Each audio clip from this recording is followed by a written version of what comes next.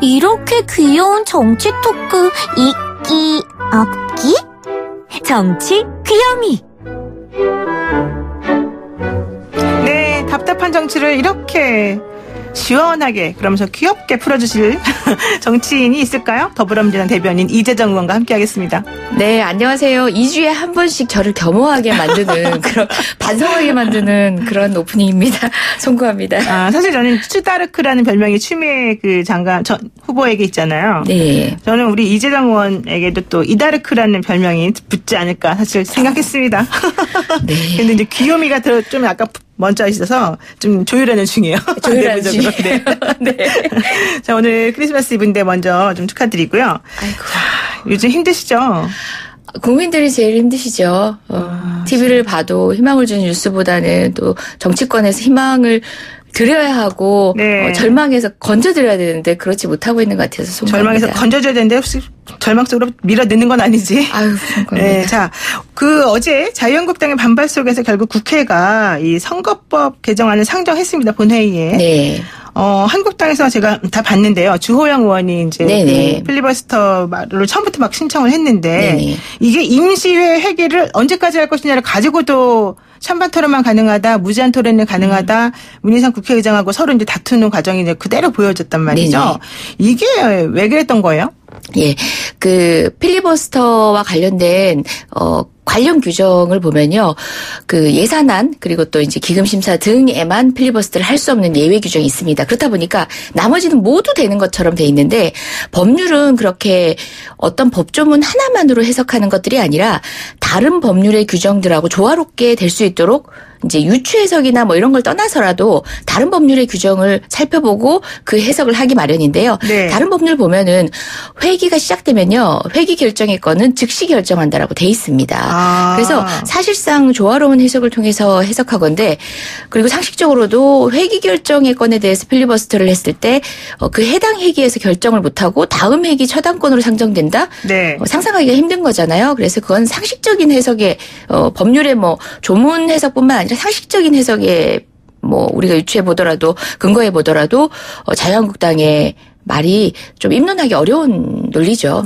그런데 사실상 정말 회기에 대한 진지한 토론을 하고 싶고 국민적 뭐 어떤 논의 전개를 국민께 보여야 될 그런 사안인가라고 봤을 때는 지금 현재 상정된 법안에 반대하기 위한 것에 불과하거든요. 반대를 위한 것이다. 그렇죠. 그렇다면은 사실상 상정된 법안에 대한 지금 진행되고 있는 필리버스터가 전공법인 거죠. 그렇군요. 사실 어제 딱 보니까 제 그 시청자들 입장에서 봤을 때 문희상 국회의장 혼자 그 앞에 네. 나가서 앉아 계시고 또 거기를 한때는 또 뺏기기도 하고 네네. 그 자유한국당 의원들이 계속 연단해서 네네. 둘러싸서 문 의장을 움직이지도 못하게 네네. 하고 이런 식의 이제 행동이 계속되고 그러니까 왜 다른 당 의원들은 왜 네. 도와주지 않냐 막 이런 얘기를 맞습니다. 하시더라고요. 맞습니다. 근데 사람들이 그렇게 나가는 순간 동물국회가 될 수밖에 없기 때문에 그렇습니다. 못 나간다 또 이런 얘기 나왔단 맞습니다. 말이에요. 어때요? 저희 당도 그렇고 문희상 의장도 지켜보는 국민도 갑갑할 때 문희상 의장님도 그 의장석에서 얼마나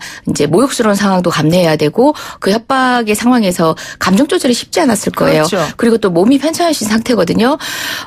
그렇지만 우리가 가서 의장님을 이제 보호하기 위해서 실랑이를 하는 순간에 그게 이제 폭력적 상황이 의도하지 않게 연출될 수도 있고 네. 또 자유한국당이 몸으로 막아놨을 때는 같이 휘말리게 됩니다. 물론 이제 법률이 꼼꼼히 따져서 그렇게 폭력을 먼저 행사한 사람과 아닌 사람을 구분해서 빨리 정리를 해주면 좋은데 지난 4월 패스트트랙 지금까지 이렇게 지리멸렬한 거 보시면 아시겠죠? 어찌되었건 간에 의장석을 올라가는 것은 원내대표가 협의를 위해서 올라가는 순간 외에는 저희는 상정하기 힘들었고요. 바깥에 에워싸고 있는 분들 때문에 사실 방송을 지켜보시는 분들은 마이크를 대고 지붕대는 그 목소리가 들렸지만 네. 그 의장석을 둘러싼 소음 때문에 정작 본회의장 안에 국회의원들은 발언자의 목소리조차 현장에선 들리지 않았거든요. 그랬군요. 그건 명백한 회의방해입니다. 소위 선진화법이라고 하는 국회법 관련 규정을 위배한 거죠.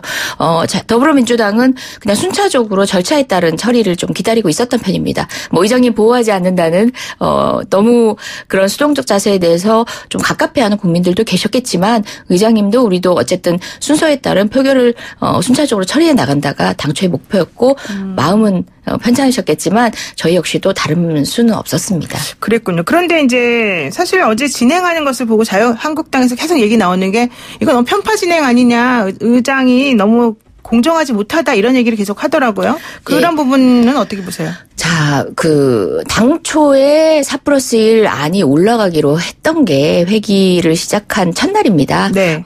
당시 3시 개의였던 것 같은데요. 자유한국당 그리고 4+1과 협의해오지 않는다면 본회의 개최하지 않겠다라고 지금까지 미뤄온 것이 문희상 의장님의 입장이었습니다. 그렇죠. 그동안 더불어민주당 의원뿐만 아니라 지지자 여러분들이 문희상 의장님의 결단력이 없음을 또 나무라기도 했거든요. 의장님 입장이 생각한다면은 그 기간 자유한국당이 아닌 다른 당으로부터 이제 원망을 듣지만 나머지 정당들에게 합의를 종용하면서 자유한국당에 기회를 주신 거거든요. 편파적 진행이라는 말은 그냥 떼쓰는 연장선에서 또 다른 이야기 메아리 없는 것 같습니다. 국민들이 공감을 하지 못하는 것 같고 단호한 진행을 할 수밖에 없을 만큼 정말 벼랑 끝으로 내몰린 패스트트랙 절차가 지금입니다. 그렇군요. 이제 올해도 얼마 남지 않았습니다. 네. 자, 그러면 이제 어제 상정된 공직선거법에 대해서 잠깐 여쭙겠습니다. 이게 결과적으로 바뀐 거는 30석 비례의원석에다가 연동률 50% 적용하는 거. 이거 말고 사실 바뀐 게 하나도 없지 않느냐. 이거 하려고 그렇게 싸우고 1년 동안 그렇게 100명 넘는 사람들이 고소고발하고 그랬을까? 단식했을까? 삭발했을까? 이런 얘기 나오거든요. 예, 선거법과 이제 공수처법 그리고 검찰개혁 이제 부대 법안들을 모두 함께 살펴야 되는데요.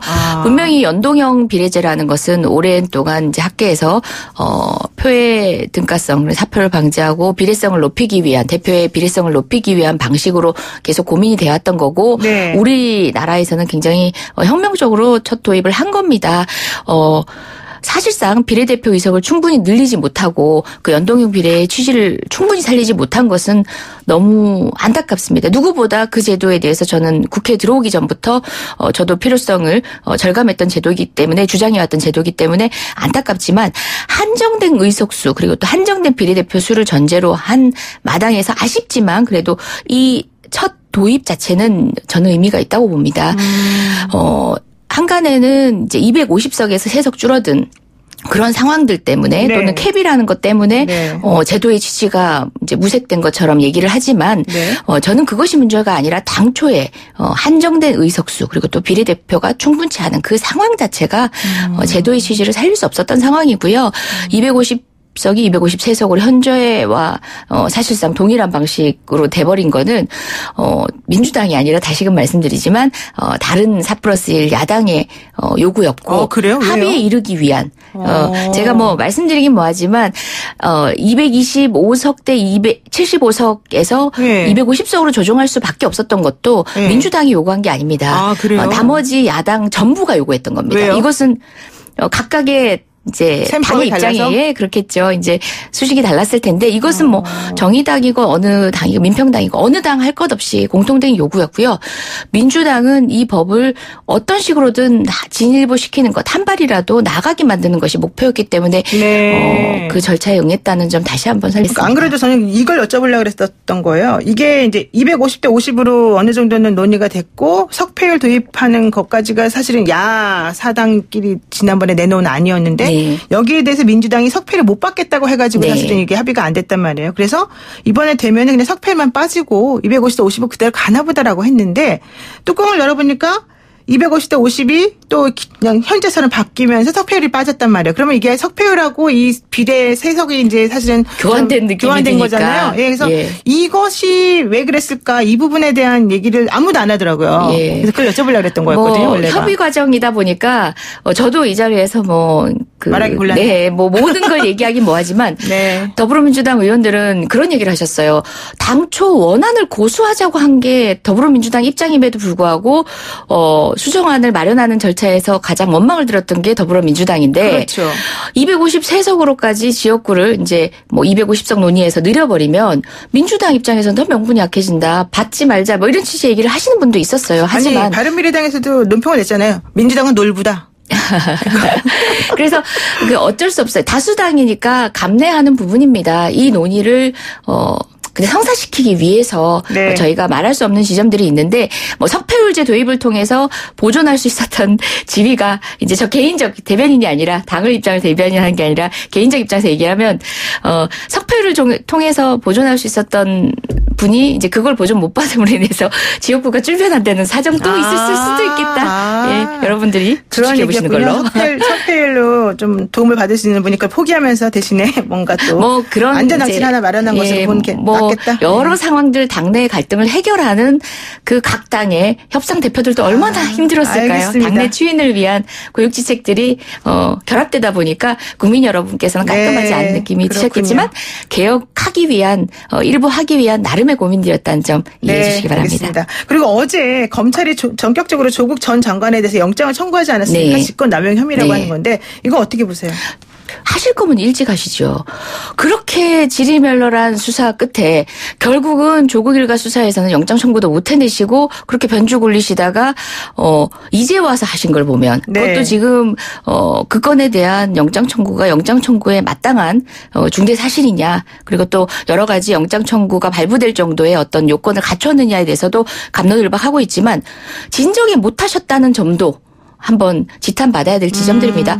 조국이라는 이름을 빼고는 입론이 불가능했던 수사들 아니었습니까? 네. 그런데 정작 이 건들은 사실상 별건으로 보이는 지금에 와서야 감찰 무마라는 이유로 영장이 청구된다. 많은 국민들이 검찰의 이런 타이밍이라든지 지금에 와서야 왜 이런 식으로 결국은 수사할 것들이 없었구나. 무리한 수사들이었구나를 반증하게 되는 또 계기도 된 것 같습니다. 그러면 영장 발부되겠습니까? 26일 날 실질 심사인데.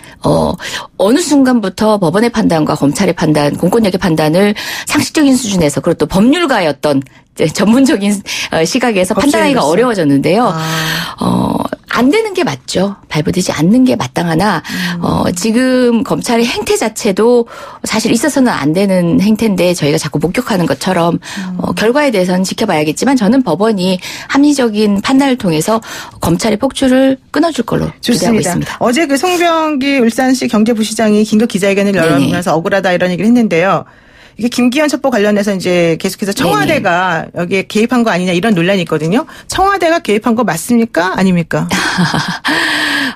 사실상 이거는 김기현 측은 비리 사건이 비리 사건이 지금 다른 방식으로 좀 오도되고 있는 것 같다고 생각하는데요. 그러니까 비리 사건이 무마 사건으로 변해버린 사건인데 지금 검찰이 관련해서 이제 사건 조사를 마치고 왔던 분의 통화 기록을 통화 내역을 이제 다시 다음 조사에 들려줬다는 얘기도 있고 이제 이게 뭐 보감청인가 이런 얘기 의혹이 제기되고 있는데 검찰이 밝힌 명시적인 입장은 도청도 아니고 감청도 아니다 했어요. 감청은 합법적인 거거든요. 그러면 수사 방식으로 하지 않았다면 뭘까? 좀 의문이 드는 지점인데 그 지점도 좀 해소해 주셨으면 좋겠습니다. 그렇군요. 김기현 측근 비리 사건이 청와대 감찰무마 사건으로 가버렸다. 네. 여기까지 듣겠습니다. 고맙습니다. 네, 고맙습니다. 네, 지금까지 이재정 더불어민주당 대변인이었습니다.